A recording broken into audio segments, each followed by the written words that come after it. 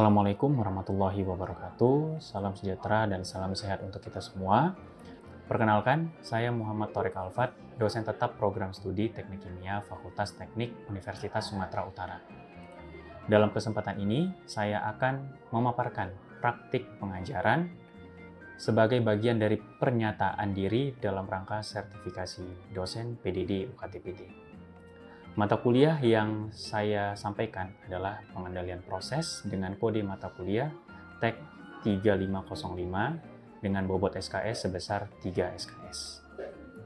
Mata kuliah ini akan membahas prinsip dasar, dinamika, dan pengendalian proses dalam sistem industri, termasuk pengenalan raca massa dan energi, transformasi Laplace, serta karakteristik dinamis proses industri melalui permodelan matematis dan empiris mencakup sistem orde 1, 2, dan orde yang lebih tinggi.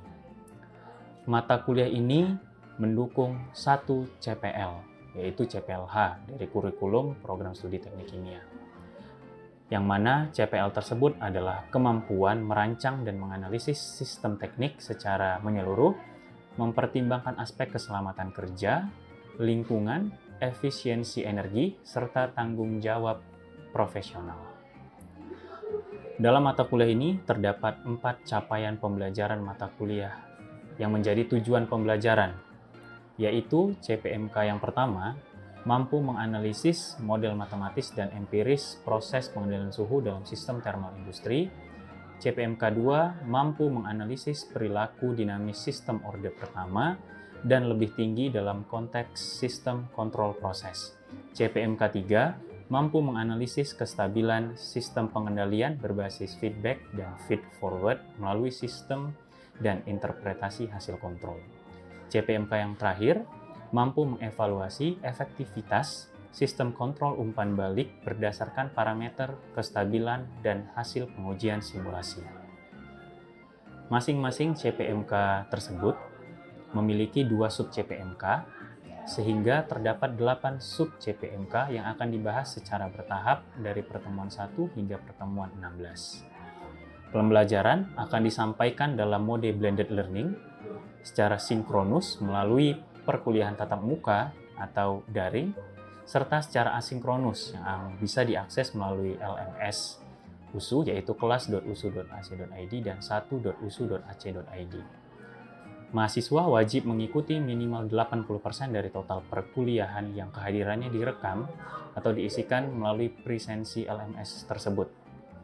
Penilaian akan dilakukan secara objektif dan transparan berdasarkan pencapaian terhadap CPMK yang ditentukan berdasarkan komponen kuis sebesar 13%, case method sebesar 50%, tugas sebesar 13%, UTS sebesar 9%, dan UAS sebesar 15%. Baik, selanjutnya mari kita simak video pengajaran mata kuliah pengendalian proses.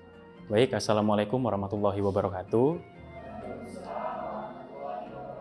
Oke, selamat pagi, salam sejahtera untuk kita semua. Oke, jadi pada pagi hari ini kita akan masuk di mata kuliah pengendalian proses dengan kode TEK 3505, di mana mata kuliah ini memiliki bobot sebesar 3 SKS. Nah, mata kuliah ini akan dibawakan oleh saya, Muhammad Thoriq Alfat. Nah, sebagaimana yang udah saya sebutkan sebelumnya, jadi mata kuliah pengendalian proses ini itu memiliki 4 CPMK atau capaian pembelajaran mata kuliah. Nah, setiap capaian pembelajaran mata kuliah itu terbagi atas 2 sub CPMK. Untuk pertemuan kita yang pertama pada pagi hari ini, kita akan masuk di CPMK yang pertama, yaitu diharapkan kalian itu mampu menganalisis model matematis dan empiris proses pengendalian suhu dalam sistem thermal industri. Nah, sub CPMK-nya itu diharapkan kalian mampu mendiferensiasikan variabel input, output, dan parameter fisis pada sistem thermal industri dalam proses penyusunan model matematis dan empiris. Nah, jadi dari CPMK 1 dan sub CPMK-nya akan diturunkan ke dalam suatu pokok bahasan dan sub pokok bahasan yang diharapkan kalian itu mampu membaca atau memahami pokok bahasan tersebut seperti klasifikasi input, output, manipulasi, gangguan, dan parameter fisis.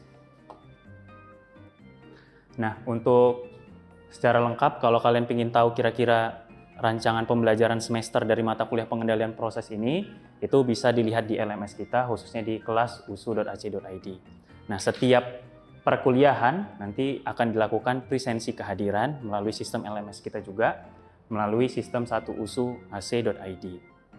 Nah, sebagai rujukan tambahan, jadi kita menggunakan 2 buku referensi utama dan 1 buku referensi tambahan.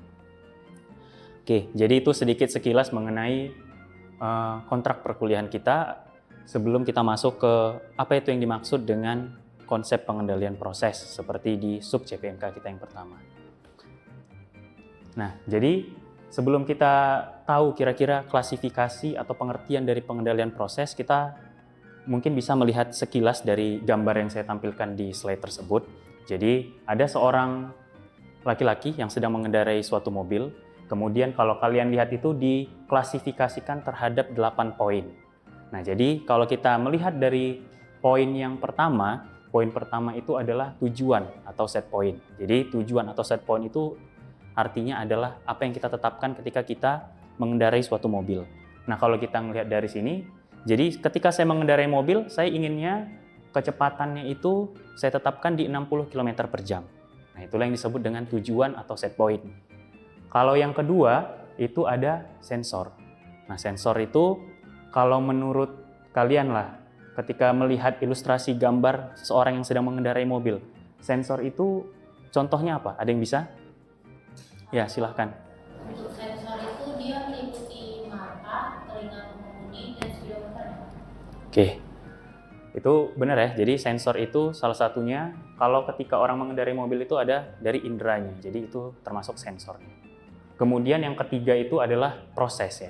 Proses itu apa? Proses itu adalah mobil itu sendiri sebagai sistem yang kita kendalikan. Itulah yang disebut dengan proses dari poin yang ketiga. Nah, kalau yang keempat, keluaran ataupun output. Kira-kira ada yang bisa ngasih contoh dari klasifikasi atau jenis gambar tersebut? Ya, silakan Fariha. Untuk contohnya itu seperti kecepatan aktual mobil pada saat itu. Oke, benar ya. Jadi output proses atau keluaran tersebut contohnya adalah kecepatan aktual kita. Karena tadi kalau di set point adalah kecepatan yang kita tetapkan. Kalau di sini itu adalah kecepatan aktual dari mobil tersebut. Nah, kalau yang kelima itu adalah kesalahan ataupun error. Apa yang dimaksud dengan kesalahan atau error? Jadi kesalahan atau error itu adalah selisih dari yang kita inginkan dengan kecepatan aktual tadi. Itulah yang disebut dengan error. Selisihnya itulah yang disebut dengan error. Nah, yang keenam, pengendali atau controller. Ada yang bisa ngasih contoh? Ya, silahkan. Kalau pengemudi itu Pak, otak dari pengemudi tersebut Pak yang dapat mengemudikan. Oke, jadi salah satu contoh pengendali atau controller tersebut adalah otaknya ya. Jadi otak dari si orang yang mengendarai itu adalah controllernya. Nah, kemudian yang ketujuh, variabel yang dimanipulasi. Variabel yang dimanipulasi itu kira-kira yang bisa kita manipulasi untuk mendapatkan hal yang kita inginkan itu contohnya apa kalau kita ngeliat dari sini? Ada yang bisa menyampaikan? Silahkan. Kalau menurut saya itu mungkin pedal, gas, atau rem dari mobil yang mengendarai. Oke, benar ya. Jadi agar kita mendapatkan kecepatan aktual yang kita inginkan, pastikan ada salah satu parameter yang bisa kita otak-atik gitu. Jadi salah satu contohnya benar adalah gas atau pedal rem dari mobil tersebut. Oke, selain dari tujuh klasifikasi tersebut, yang terakhir itu adalah namanya gangguan atau disturbance. Jadi gangguan atau disturbance itu adalah parameter selain parameter variabel yang dimanipulasi, tapi dia mempengaruhi kecepatan aktual tersebut. Nah, kalau kita ngeliat dari sini contohnya apa? Yang pertama itu tanjakan. Itu kan kita nggak bisa mengaturnya. Kemudian ada kecepatan angin, kondisi jalan, dan juga kendaraan lainnya yang bakal mempengaruhi kecepatan dari kendaraan yang kita inginkan dan juga kecepatan aktual kita. Oke, jadi itu adalah skematik dari konsep pengendalian proses dari ilustrasi gambar yang pertama. Oke, yang kedua, kenapa kita memilih pengendalian proses? Jadi yang pertama itu, tujuannya yang pertama adalah dari aspek keselamatan kerja. Jadi yang biasanya itu paling sering adalah mengenai suhu dan tekanan. Yang kedua, itu adalah spesifikasi produk, baik dari kualitas dan kuantitas. Yang ketiga, ada peraturan lingkungan, jumlah dan konsentrasi limbah. Jadi yang kita harapkan itu adalah dengan menggunakan prinsip pengendalian proses, jumlah dan konsentrasi limbah yang dihasilkan itu tidak melampaui ambang batas yang telah ditetapkan. Kemudian, keterbatasan operasional, dan yang terakhir adalah ekonomi. Jadi harapannya itu dengan pengendalian proses kita bisa meminimalkan cost selama proses kita berlangsung. Oke, jadi kita tadi udah melihat ilustrasi gambar tersebut yang dirangkaikan dalam suatu konsep pengendalian proses. Kemudian, kenapa kita memilih pengendalian proses? Nah, jadi berdasarkan dua hal tersebut, ada yang dapat menyimpulkan kira-kira pengendalian proses itu apa ya dengan versi kalian sendiri? Ya, silakan. Dari yang saya coba untuk proses ini gimana upaya kita untuk mengatur, stabilitas atau bahkan mengoptimalkan sistem. Oke, jadi kalau saya ringkaskan dari pendapat temannya adalah upaya untuk mengoptimalkan suatu sistem.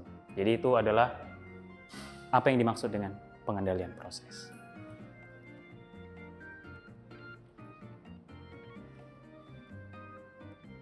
Oke, selanjutnya kita masuk ke contoh di dalam suatu tangki berpengaduk. Nah, kalau kita ngelihat dari sini, kira-kira konsep pengendalian prosesnya itu seperti apa, kan gitu kita melihatnya. Nah, di sini ada suatu tangki. Tangkinya itu dia berisi suatu larutan. Larutannya itu memiliki volume dan temperatur tertentu. Nah, dari suatu tangki ini, dia ada pengaduknya, kemudian ada termokopel. Termokopel itu untuk melihat berapa kondisi aktual dari temperatur di dalam tangki tersebut. Kemudian ada alat pengendali. Pengendali itu jadi kira-kira apa yang perlu dilakukan dia ketika nilainya itu lebih atau lebih kecil dari nilai errornya. Nah, jadi misalkan kita ambil konsepnya seperti ini.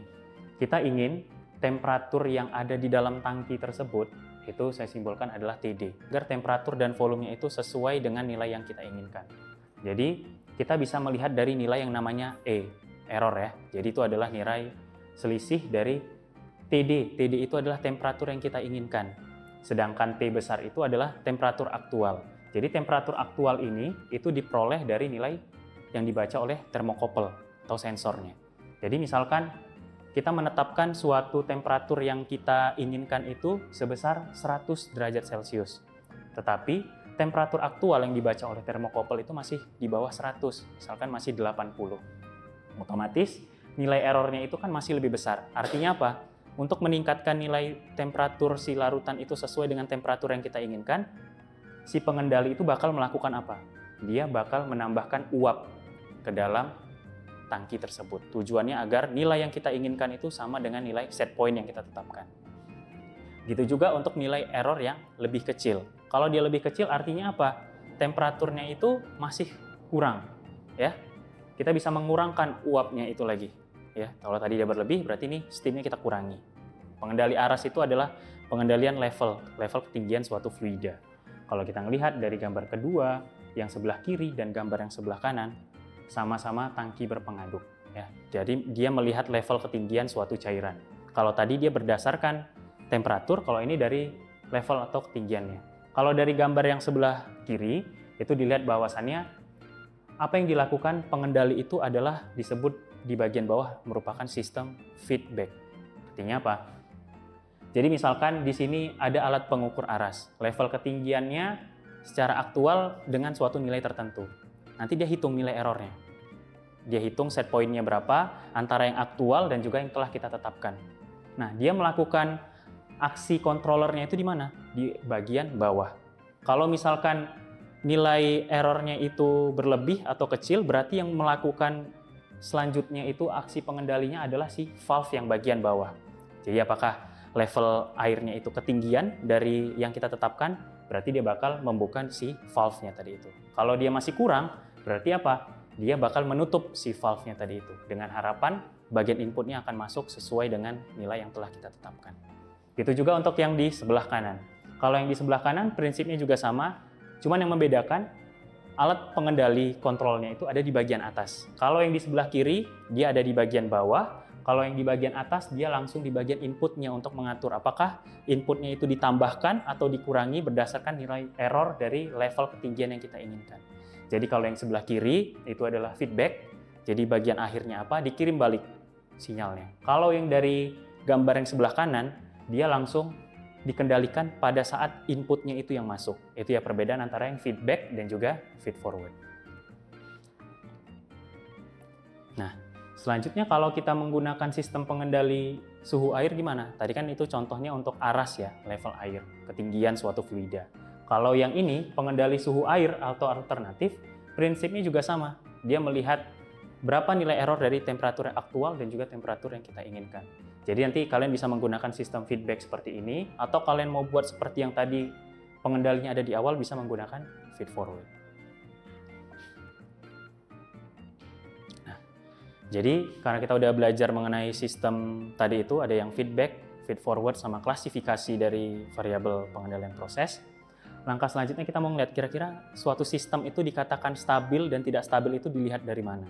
Jadi ada dua gambar, langsung saya klasifikasikan. Gambar yang sebelah kiri, ya, kiri kalian itu, sistem stabil itu ketika ada suatu grafik, dia berosilasi, ya, berosilasi, kemudian amplitudonya yang awalnya itu besar, lama-lama dia semakin kecil menuju suatu nilai yang tertentu. Jadi walaupun dia berfluktuasi atau berosilasi, amplitudenya besar, lama-lama semakin kecil menuju suatu nilai tertentu. Itu disebut dengan sistem stabil. Nah, kalau sistem tak stabil itu gimana? Kalau sistem tidak stabil dikatakan ketika amplitudenya itu dia berosilasi, osilasinya itu bentuknya tidak beraturan, kemudian dia bakal tidak menuju suatu nilai tertentu. Itu yang disebut dengan sistem stabil dan juga sistem tidak stabil. Nah, jadi tadi kita udah melihat kira-kira sistem yang dikatakan stabil dan juga sistem tak stabil itu profilnya seperti apa. Nah, kalau dari keempat gambar ini, dari gambar yang A, B, C, dan D, kira-kira dari keempat gambar ini, sistem ini dikatakan stabil atau tidak stabil? Ada yang bisa memberikan pendapatnya? Ya, silahkan.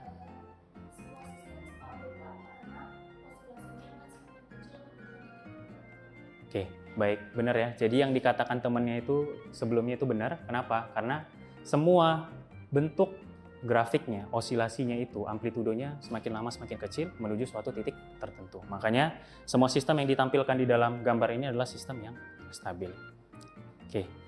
Oke, itu jadi tadi kita udah pelajari mengenai klasifikasi beberapa poin variabel, kemudian feedback, feed forward, kemudian sistem dikatakan stabil dan tidak stabil itu seperti apa. Nah, sekarang karena salah satu poin penilaian dari setiap pertemuan itu ada dilakukannya case method ya. Karena case method ini poin pengukurannya itu cukup besar. Jadi case method kita yang pertama itu adalah di sini ada suatu gangguan suhu dan pengendalian proses termal. Jadi kasusnya itu seperti apa? Ada suatu kasus, suatu reaktor batch di industri kimia digunakan untuk memanaskan suatu larutan reaktan pada suhu 80 derajat Celcius. Reaktor ini itu dilengkapi dengan sistem pengendalian suhu berbasis feedback controller, seperti yang tadi udah kita bahas. Kemudian dia menggunakan sensornya itu thermocouple dan juga aktuator berupa katup uap. Kalau aktuator yang sebelumnya adalah valve, di sini dia menggunakan katup di bagian uap.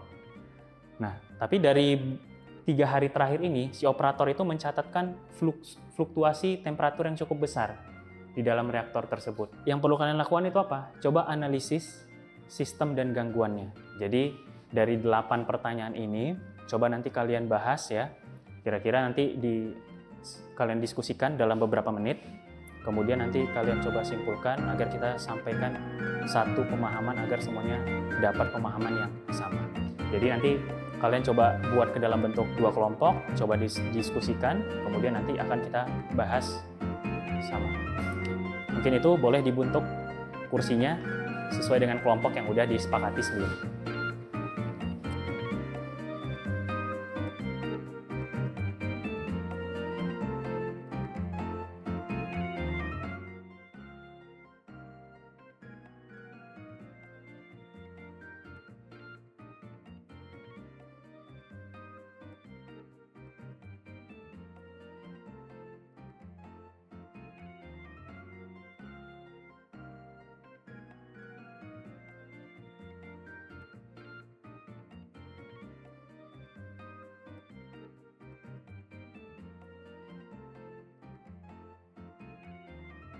Baik, itu tadi ya, kalian udah masuk ke sesi diskusi.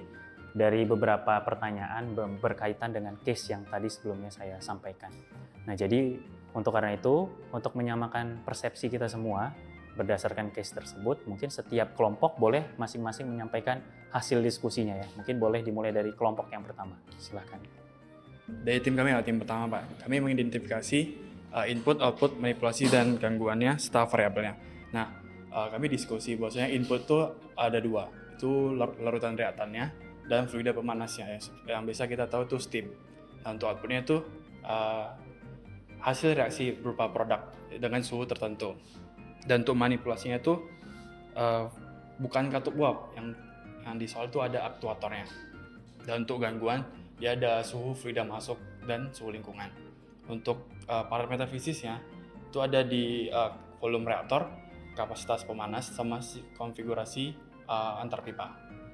Untuk feedback kontrolnya ini kami mengidentifikasi bahwasannya dia mengoreksi suhu masuk dalam sensor, namun dia tidak bisa bereaksi langsung karena dia hanya mengidentifikasi ketika ada terjadi gangguan. Lalu untuk yang ketiga, bagaimana fluktuasi suhu fluida masuk. Nah, suhu yang masuk itu kan cenderung turun-menurun Pak. Dia itu akan mempengaruhi reaksi yang ada di reaktor, karena reaksi yang di reaktor itu akan merusak reaktivitas reaksi, waktu tinggal, dan serta produk yang dihasilkan itu buruk lah Pak. Nah, untuk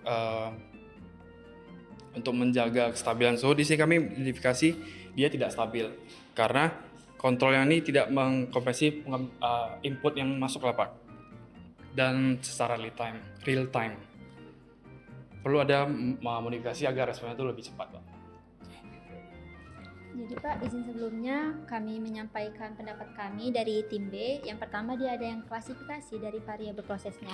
Yang pertama kan dia ada input. Nah, kalau inputnya itu dari hasil diskusi kami yaitu berupa suhu lingkungan serta bahan baku dari si tangkinya. Untuk outputnya dia berupa larutan produknya.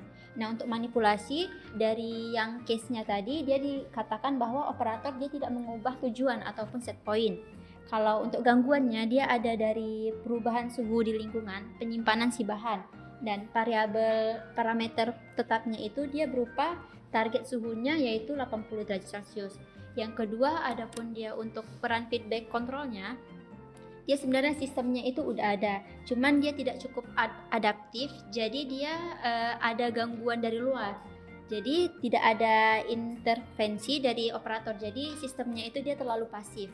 Yang untuk yang ketiga ataupun dampak fluktuasi dari suhu TM-nya, dia kalau dilihat reaktornya itu dia butuh waktu lebih lama untuk mencapai suhu targetnya itu yang berupa 80 derajat Celcius. Jadi kalau dia terlalu tinggi, maka dia bisa terjadi overshoot yang merusak senyawa dari si reaktornya.